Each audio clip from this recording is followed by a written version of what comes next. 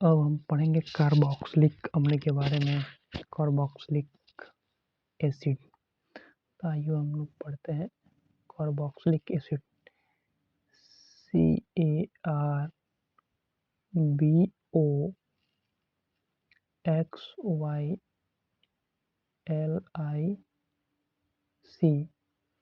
Acid. Acid. तो सबसे पहले इसके बारे में जान लें कि जो संतृप्त जो अम्ल है, इसका जो सामान्य सूत्र होगा, सामान्य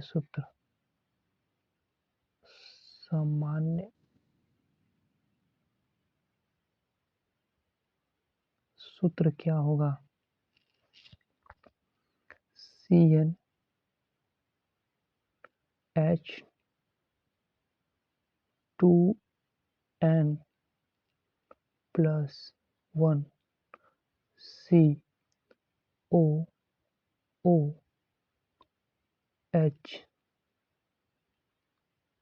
CNOOH इधर लिख दे रहे, नहीं लिखा पा रहा है तो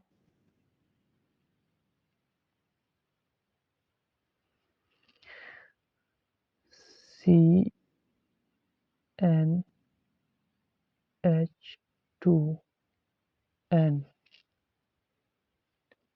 + 1 COOH इस कार्बोक्सिलिक एसिड का जनरल फार्मूला होता है। उसके बाद से ये जो यौगिक होता है, इसका जो क्रियात्मक समूह होता है वो क्या होता है? हमारा क्रियात्मक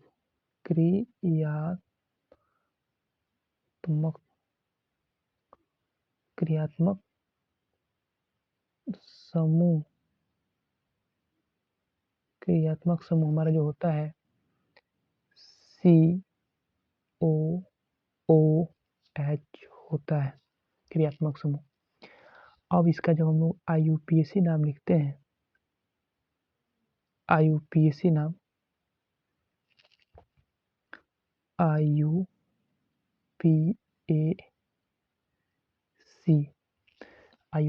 नाम लिखते हैं, तो जो हमारा पैट्रिक एल्केन होता है, इस पैट्रिक एल्केन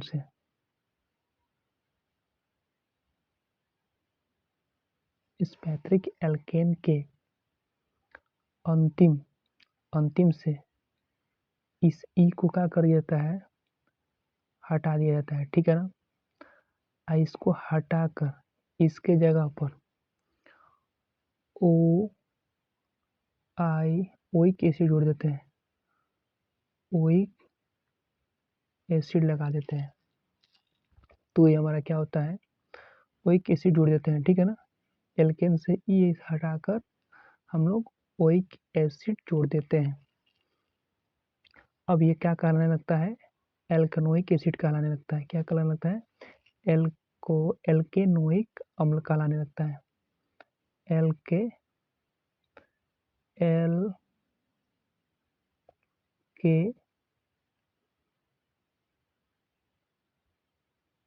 एल्केन है ना, एल्केन और आप लास्ट से ई हटाएं, हमारा एल्केन होता है सॉरी यहाँ पर फार्मूला थोड़ा सा ये नाम गलत लिखा गया है। एल्केन से क्या कर दिया गया है? एल्केन का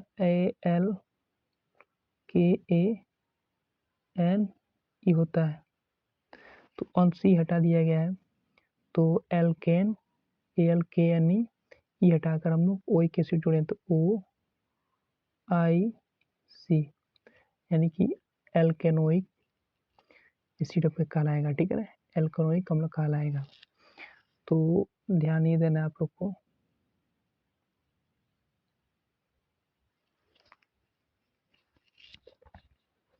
कि जो हमारा जनरल फार्मूला होगा CnH2n + 1 होगा। इससे रिलेटेड कुछ एग्जाम्पल का COOR होगा, COOH होगा, सॉरी। अब इसके बारे में थोड़ा सा एग्जाम्पल हम लोग करेंगे तो समझ में आएगा। आइए, मान लीजिए एक तरफ हम लोग लिखते हैं जनरल फार्मूला सूत्र, एक तरफ पहले सूत्र लिखते हैं यहाँ पर, सामान्य इसका नाम क्या होगा, ठीक है ना। सामान्य नाम के बाद है IUPAC नाम, IUPAC नाम। मान लीजिए हमारा HCHCOOH है, ठीक है ना। तो ये हमारा किसका फार्मूला है, फार्मिक एसिड का। किसका है, ये हमारा फार्मिक एसिड का फार्मूला है, यानी कि फार्मिक अम्ल इसको बोलते हैं, फार्मिक अम्ल। अब इसका जब हम लिखेंगे IUPAC नाम, तो ये क्या है, मेथ, ये क्या हो जाएगा, मेथनोइक हो जाएगा, एल्केन है ना, तो मेथनोइक एसिड हो जाएगा। क्या हो जाएगा, मेथनोइक एसिड, इधर लिख दे रहे हैं मेथनोइक एसिड, इसका IUPAC नाम हो जाएगा मेथेनोइक, मेथेनोइक,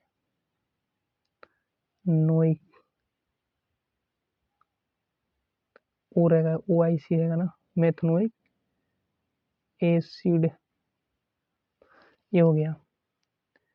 आइए कोई दूसरा हम बताते हैं, यहाँ ये लिख लिए CH3COOH,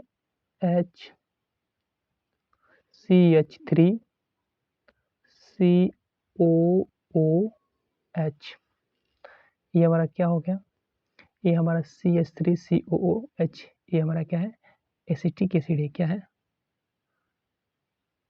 एसिटिक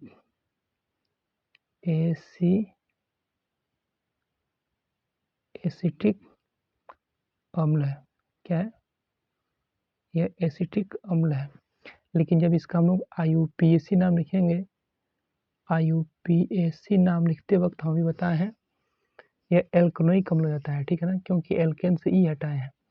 तो अब देखिए क्या है, मेथ एथ, तो ये क्या हो जाएगा, एथनोइक हो जाएगा। क्या हो जाएगा, एथनोइक एसिड, एथेनोइक, एथेनोइक, अब ये एसिड बन जाएगा, ठीक है ना। IUPAC नाम इसका क्या हो जाएगा, एथेनोइक एसिड। चलिए फिर हम आगे चलते हैं, कोई दूसरा बताते हैं आपको।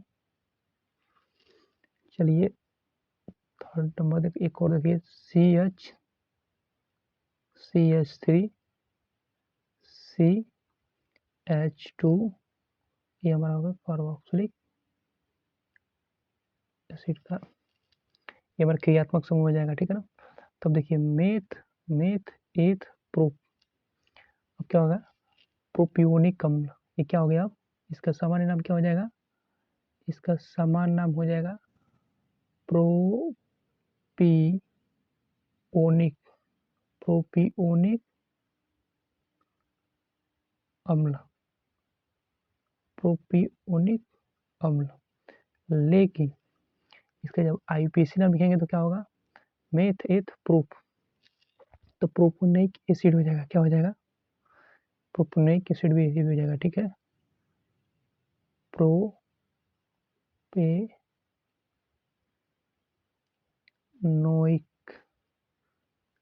प्रोपेन, प्रोपेन से ई हटाएंगे तो क्या हो जाएगा, ओ एक जोड़ देंगे, क्या जोड़ेंगे, OIC, यहाँ पे एसिड लिख देंगे।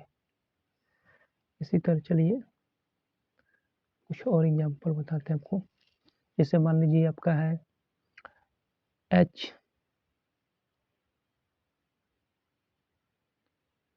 H3C, फिर H3C,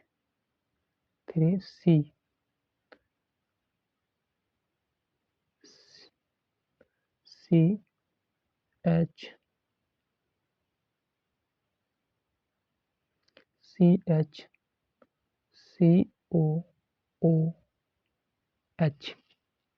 ये अब क्या हो गया हमारा H3CH3CH3, तो इनके मेथ एथ प्रोप ब्यूट, यानी कि आइसो, सामान्य नाम क्या इसका होगा, सामान्य नाम इसका क्या होगा, आइसो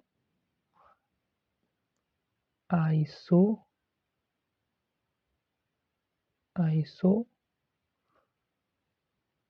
ब्यूटाइरिक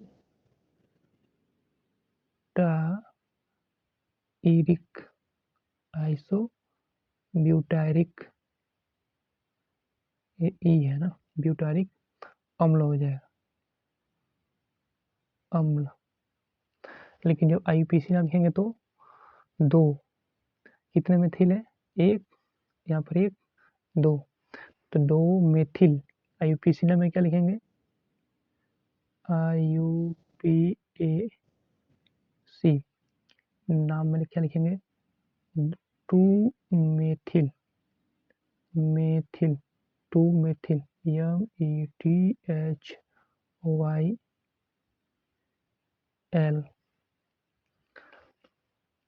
और यहाँ पर देखिए COOH यहाँ पर है ना, यानी कि methyl propanoic acid, to methyl propanoic acid, तो प्रोपेनोइक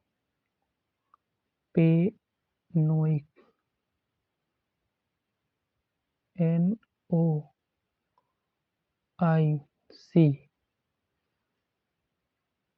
एसिड, एसिड, ठीक है ना। आइए अगले एग्जाम्पल को हम बताते हैं। एक और देखिए, ये देखिए जैसे कि मान लीजिए CH, चलिए 2 ले लेते हैं, CH2 डबल बॉन्ड CHCOO, हमारा यह H है। ये क्या हो गया हमारा, इसका सामान्य नाम लिखेंगे तो देखिए क्या होगा, CH2 है, मेथ एथ प्रूफ, प्लस सामान्य नाम इसका, इसको ये जानते हैं हमारा कि इसका फार्मूला हो जाता है, यह एक्रिलिक अम्ल का होता है, क्या होता है,